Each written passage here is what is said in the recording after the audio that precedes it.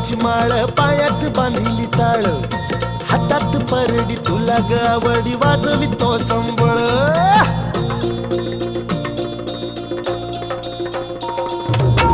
धग त्या ज्वालेतून आली तूच जगन्माता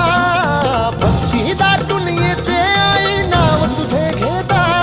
आई कृपा करी माझ्यावरी जागावी तो रात सारी आई कृपा करी माझ्यावरी जागावी तो रात सारी आज गोंधळाला ये